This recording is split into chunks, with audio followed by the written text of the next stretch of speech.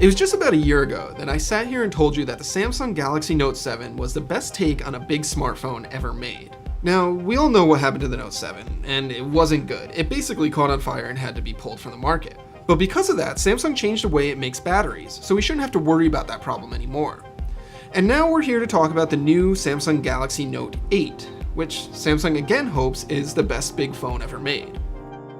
You probably already know what a Note is, and the Note 8 has got it all. It's got a giant screen that stretches almost to the very edges of the phone's frame. It's got Qualcomm's fastest processor, lots of RAM, a big battery with both fast wired and wireless charging.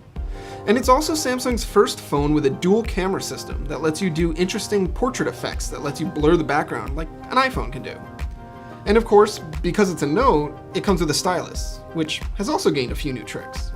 Now you're probably thinking to yourself, that sounds great. This sounds like a monster phone. And you know what? You're right, there's actually very little to complain about with the Note 8, aside from perhaps its starting price of $930. But unlike the Note 7 last year, which was head and shoulders above everything else before its fall from grace, the Note 8 isn't actually that much different than Samsung's other really good big phone, the Galaxy S8 Plus. Still, there's a couple of reasons why you might want to pony up a couple extra $100 for a Note 8 instead of a Galaxy S8 Plus, so let's dive in. This is Samsung's biggest premium phone, and it comes with a massive 6.3-inch display. Just like the S8 and the S8 Plus, it's what Samsung calls an infinity display, so the screen stretches almost to the very edges of the phone's frame with just a little bit of bezel above and below. The screen is everything you expect from a Samsung. It's bright and punchy and great to look at, and the sheer size of it just sucks you in when you're watching a video. The Note 8's build quality is also just what you'd expect from a high-end Samsung phone. It's metal and glass with a premium fit and finish just like the S8. And also just like the S8, it's IP68 water resistant, so you can get it wet without having to worry about it. Now the Note 8 does have a slightly different shape. It's more square than the rounded off corners of the S8 or S8 Plus, which makes it easier to use the S Pen with. But it also makes the Note 8 feel a lot bigger than the S8 Plus, even though the two are almost the same size. Just like all the Note phones before it, the Note 8 makes no apologies for being a big phone. And if you want to compare it to the iPhone 7 Plus, it's a little bit taller, a little bit narrower, but has a way bigger screen. The Note 8's big size also makes it even harder to hit the fingerprint scanner on the back of the phone, which is still super clumsy to use. Now, I've been using an S8 Plus for a couple of months, and I've gotten used to the fingerprint scanner's placement, but you can basically get used to anything.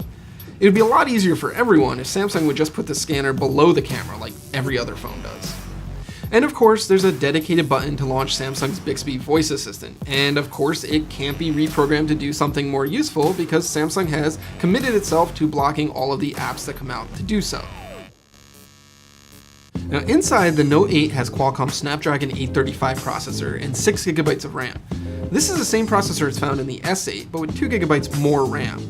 In all honesty, I haven't seen a noticeable performance difference between the two. Both are fast and smooth, and really performance isn't an issue here.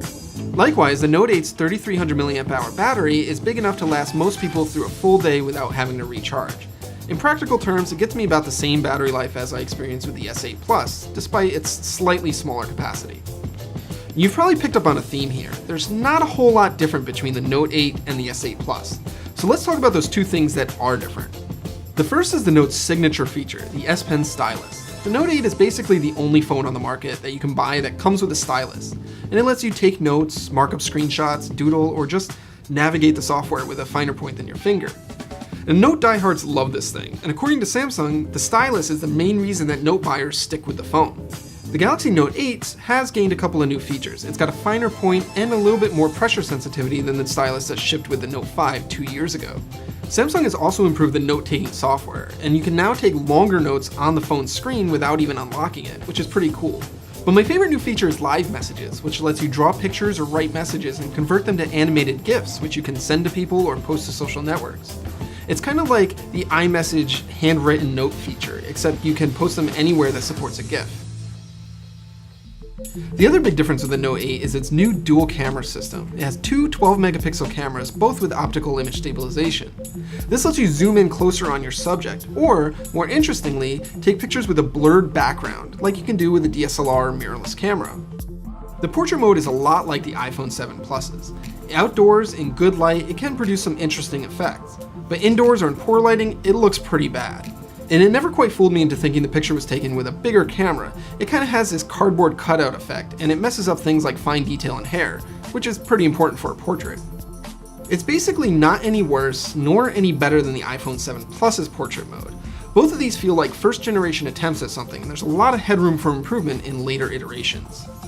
The one thing that Samsung is doing differently is allowing you to adjust the blur before or after you take the picture.